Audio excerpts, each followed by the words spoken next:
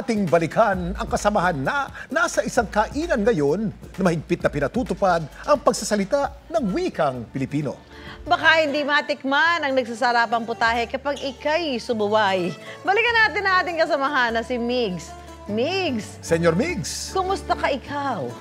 Kamusta na mga suki? Ngayong buwan ng Agosto, ito na nga, patapos na ang buwan ng Agosto pero patapos na rin ang buwan ng wika. Ngunit subalit datapwat dito sa Dapat Alam Mo, hindi kami papahuli sa pagdiriwang nito. Kaya naman dito sa lungsod ng Pasay, meron ditong isang kainan na talagang isinusulong ang ating sariling wika, ang wikang Pilipino at paghahain ng napakasarap na mga putahe. Tara! Upo tayo at tikman natin, mga kapuso, kung ano ba yung mga pwede nating matikman na mga putahe rito. Magandang hapon. Talaan po ng mga pagkain at inumin. Talaan ng mga pagkain ang tawag dito, butihing binibihini. Talaan ng mga pagkain. Dito sa pangalawang pahina ng talaan ng mga pagkain, ano dito yung mga pinakamabibenta ninyo mga putahe? Ang isa sa pinakamabenta, bangos salpikaw po. Bangus salpikaw. Dahil yan ang sinabi mo, yan ang titikman natin ngayong hapon, bangus salpikaw. Bali isang bangos salpikaw, maiwan ko po muna sila. Maraming salamat. Ngayon, habang hinihintay natin ang ating bangus salpikaw, tingnan natin ang ating loob ng ating bahay kainan. Una sa lahat, maaliwalas at napakaganda ng loob ng bahay kainan. Dilaw ang ilaw na ginagamit, kaya naman masasabi kong perpekto to sa pagkuha ng mga litrato. At dahil sa mga litrato, may mga litrato sa likod ko na talagang mapapabalik tanaw ka sa kasaysayan ng ating bansa.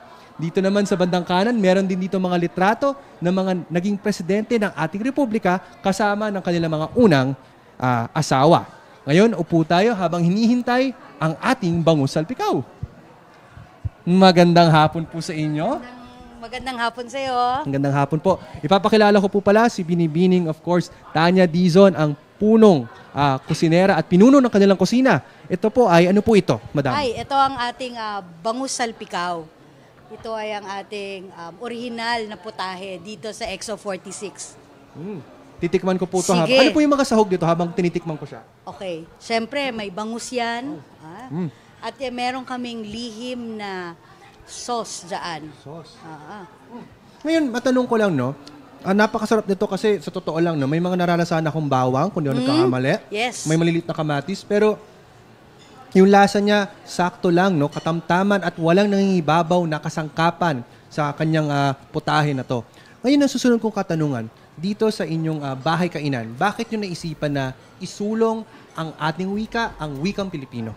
ay, siyempre dahil kami ay very proud kami sa ating wika. Kaya ito yung ginagamit namin. Kaya lahat dito ay nagtatagalog talaga. Talagang isinusulong natin ang paggamit ng sariling wika dito. Bawal ang ibang wika sa loob ng bahay kainan na to, mga kapuso, no? Ngayon, dahil binanggit niyo po yun, paano po, kumbaga, nahasa o nasanay ang inyong mga serbidor at serbidora sa paggamit ng sariling wika? Kasi kadalasan ang kabataan ngayon hindi naman nasanay masyado sa malalalim na wika. Paano po ang inyong mga serbidor at serbidora? Sila ay nagsasanay. Bago pa sila sumabak dito sa aming bahay kainan, nagsasanay sila para malaman nila lahat ng kailangan malaman.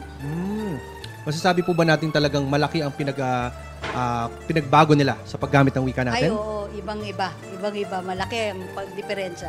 At kaya ko lang sabihin, no, nagbabago rin yung lasa nung kanilang bangus salpikaw. Habang lumalalim ako sa pagtikim, talagang naralasahan ko yung alat, yung talagang iba, malasado ito.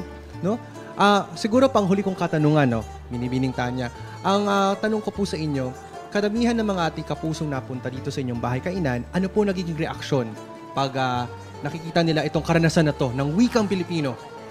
Natutuwa sila, nasusurpresa, at naiengganyo. Naiengganyo silang magsalita ng wika natin. Kaya, yun. Ayan. Maraming salamat po, Binibining Dizon. Maraming salamat sa pagpapaunlak ngayong maligayang buwan ng wika. Ayan. Kuya Kim, Mami Sue, balik na po sa inyo dyan.